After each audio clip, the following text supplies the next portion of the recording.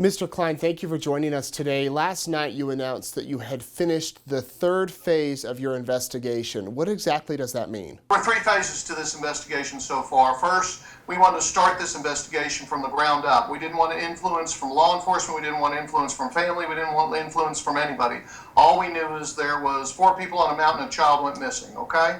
So what we did was we went back and we rebuilt this case from ground zero out, and we interviewed probably over 150 witnesses, followed up on I think it's 300 tips. We have declared it now an accidental death / homicide. That's what we suspect, and we base it on a few things. And I want to go over those things very clearly, Nate, because I'm giving you this exclusive interview, and I want to make sure that it gets out to the public because there's a lot of public conjecture at this point. I want to announce for the first time that we, law enforcement and the FBI, has interviewed Vernal Kunz, the father of DeOrr, 9 times. He's been given 9 interviews. None of the stories he has told has matched or has even been verified. And that is very disturbing for us as investigators. He's given us a story, he's given us a timeline. When we go out and we try to prove up or actually just basically prove up simple things in the timeline, it falls apart, and it falls apart quickly. Can you give us some examples of those inconsistencies? Sure, I can. Let me go through this, and I'll do that for you. We can't even match simple things like filling up with gas at a local store, a diesel store, up in Ladure on the day of the event, where he clearly says that the gentleman who was pumping the gas actually saw the child. Well, we interviewed the guy that was supposedly had seen the child, and he clearly comes back and says, I don't remember seeing a child. Could have been there, but no. Simple things like a dog in the back of the pickup truck or in the back seat. There was no dog. I mean, these little things that investigators look at as simple things, Vernal has not been able to verify or not verify with us. She's given 5 interviews to law enforcement. None of the stories she's told us has matched. In fact, she changes her story depending upon what day it is and what day we talk to her. And so that's very, very disturbing to us. We can't even verify basic information that Vernal tells us, and then she tells us at the same time she's supposed to be there, and neither of their stories match. And it's not even close, as a matter of fact. So that bothers us tremendously. Eyewitnesses that we've talked to that they have listed, from guys who distribute the beer to the clerk at the store to the person that pumped the gas to the basic timeline information. They tell Vernal and Jessica tell us one story, but then the witnesses say, no, that never happened. Here's what did happen. And no, we never saw a child. So we take all of that and we come back to them with, okay, tell us what really happened here, because all these witnesses you have given us, they don't match. And so they tell us the story. And again, we say, okay, we just go into shock trauma, that you're very shocked, you're traumatized. We go out and we go out again. And we try to re-verify with different witnesses this time. In some cases, some of them are going, we don't even know who these people are. What are you talking about? And not only that, but it comes down to simple things like, oh, they played with DeOrr at the store. Well, we talked to the witnesses before and after who purchased items. They didn't even see a child. They didn't play with a child. It brings concern to us and brings us to the question of, why would they lie to us? Why would they not just tell us the truth? We add that into Vernal going in for 5 polygraph tests. 5 polygraph tests from different polygraph test administrators, state, local, and federal government. And the bottom line to that is, Vernal not only failed all 5, he failed all 5 in the 99th percentile. And that is hugely disturbing to us. He can't even pass a non-control question, are you going to tell us the truth today? He flunks it. And not only does he flunk it, he doesn't just spike in his polygraph test, it's like a wave. So that disturbs us tremendously. Then we move to Jessica, and we give Jessica 4 different tests. Law enforcement does. And Jessica fails not only to the 99th percentile, but she can't even pass simple control questions. And that's not because she's nervous. She's able to pass her name. She's able to pass where she is today. She's able to pass the certain questions that are no-brainer questions, but you didn't even come close to what happened to DeOrr, or are you going to tell the truth today? And she fails so bad. In my 26 years, I've never heard of a person failing that bad. Fourth, today we're going to announce today that there was a cadaver dog interaction with certain equipment at the site, and that cadaver dog did hit positive.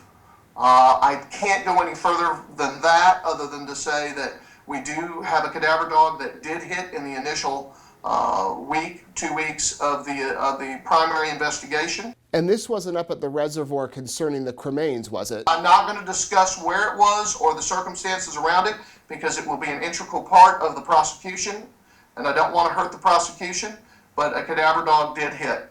And that has never been announced before. We're announcing it today because we feel the public needs to know. Let's continue for just a couple of minutes, and I am going to announce to you today that Jessica herself has told investigators on our team she knows where the body is, but she will not go all the way and finish her story.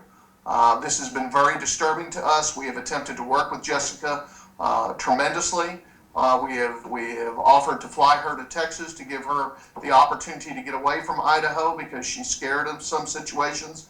Of what, I don't know. I believe some of it is paranoia that has set into her at this point because she knows the walls are closing in around her.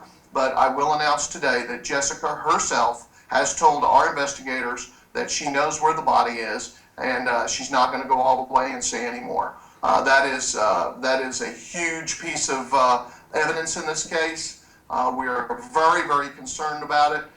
We've asked Jessica privately, and now we're asking Jessica publicly to come in and tell law enforcement and tell us the real story of what happened. Also today, we are willing to announce today that in our interviews with the grandfather, he did admit to investigators there was an accident. He believes there was an accident. He will not go all the way and tell the complete truth of the story at this time.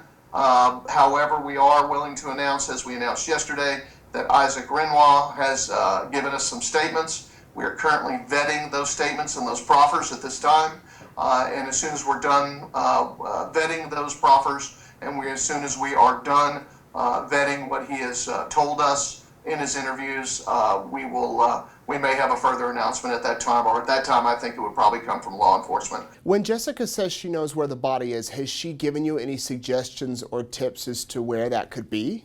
She has broke down in an interview with us. I understand that she has broke down in an interview with law enforcement and has let them all know that she does know, in fact, where the body is. Could she be criminally charged now that she's said that?